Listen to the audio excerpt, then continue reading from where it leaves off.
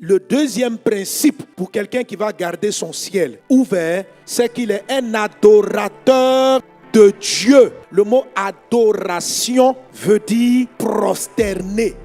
Dans le livre de Jean chapitre 4 verset 23, la Bible dit, l'heure vient, elle est déjà venue où les vrais adorateurs, parce qu'il y a de faux adorateurs, mais les vrais adorateurs vont adorer le Père en esprit et en vérité. Amen. Donc le vrai adorateur, celui qui arrive au troisième ciel, c'est quelqu'un qui a deux éléments dans son adoration de Dieu, c'est qu'il fait l'adoration en esprit et il fait l'adoration en vérité.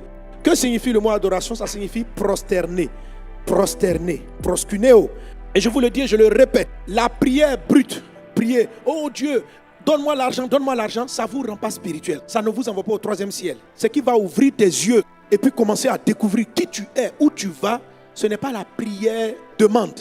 Non. Oh Dieu, je veux voyager. Ce genre de prière-là, ça ne rend pas spirituel. Dieu ne cherche pas des prieurs. Dieu commence par chercher des adorateurs en esprit et en vérité. Il y a une différence entre un chrétien qui est un adorateur et un chrétien qui est un demandeur. Un demandeur, c'est quelqu'un qui arrive à l'église, on dit prier. Oh Dieu, je veux me marier, je veux voyager. Si tu es un chrétien comme ça, tu ne vas pas vivre un ciel ouvert. Le deuxième ciel peut avoir l'ascendant sur toi. Donc, tout ce que les démons cherchent et même le ciel cherche, c'est des gens qui adorent.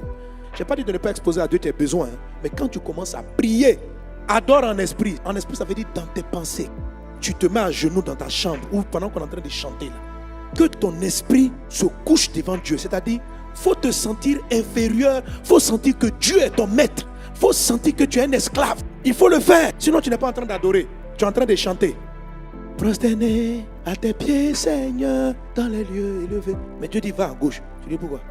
Tu n'es pas un adorateur, tu es un plaisantin. Tu es un chanteur qui chante des mélodies où on utilise le mot adoration. Mais ce n'est pas l'adoration. Tu adores des lèvres, mais tu n'adores pas dans ton esprit. C'est pourquoi il y a des gens qui sont à genoux, qui pleurent en chantant, mais ils ont un esprit totalement insoumis à Dieu. Ce n'est pas un adorateur, c'est un chanteur. L'adoration veut dire, je me soumets. C'est pourquoi quand vous faites la prière du Notre Père, il dit, Notre Père qui es aux cieux. C'est comme ça qu'on commence. Au ciel. Que ton nom soit sanctifié, que ton règne vienne, que ta volonté soit faite. Donc avant d'aller dire, donne-moi mon pain quotidien. Le pain quotidien, c'est ton besoin. Tu commences d'abord par reconnaître que Dieu est plus grand. Tu dis que ton règne vienne, c'est-à-dire, moi-même là, je me soumets à ton règne. Que ta volonté soit faite, c'est-à-dire, moi-même je renonce à ma volonté. Et c'est ce que Satan a proposé à Jésus. Satan dit à Jésus, tu veux que je te donne la richesse du monde? En Matthieu chapitre 4, si tu te prosternes et que tu m'adores, je peux te donner la richesse du monde. Donc Satan est un esprit. Et c'est ce que les mystiques qui règnent, pas les mystiques qui sont pauvres. Parce qu'il y a des mystiques dans la haute galère. C'est-à-dire Satan les contrôle sans leur assentiment, sans leur volonté. Il les contrôle par séduction. Mais il y a ce qu'on appelle les adorateurs du diable. Eux, ils viennent délibérément. La plupart des gens sont possédés par les démons involontairement. Mais quand quelqu'un choisit de suivre le diable, il appartient à Satan. Or les autres là, c'est pas qu'un jour ils sont venus dire à Satan, je t'appartiens. Satan les a volés. C'est-à-dire ils étaient là un matin, ils ont tombé dans un péché, puis les démons les ont possédés. Sinon, ce n'est pas leur choix. Mais il y a des gens qui choisissent. Ils disent les occultistes, les satanistes. C'est ceux-là à qui Satan donne beaucoup de richesse et de pouvoir. Parce que eux, ils font ce que Satan a proposé à Jésus. C'est-à-dire, ils sentent que c'est le diable. Et puis, il dit, je vais l'adorer, je vais me prosterner. Alors, à ceux-là, Satan donne beaucoup de pouvoir. L'argent, la gloire, la célébrité. C'est comme ça que les esprits fonctionnent. Satan est vaincu. Il y a plus grand que lui. C'est Dieu qui a fait le ciel et la terre. Mais chrétiens, je nous en supplie. La Bible dit que Dieu lui-même cherche des adorateurs. Parce que si tu t'abaisses pas, il ne peut pas te donner.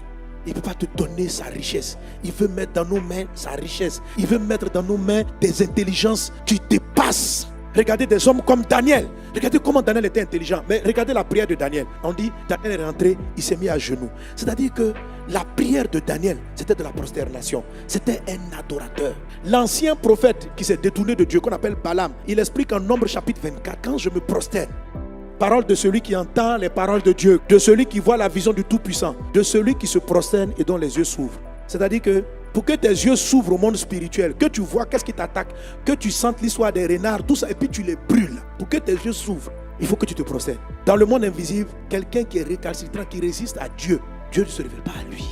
Donc sois un adorateur en esprit, en vérité.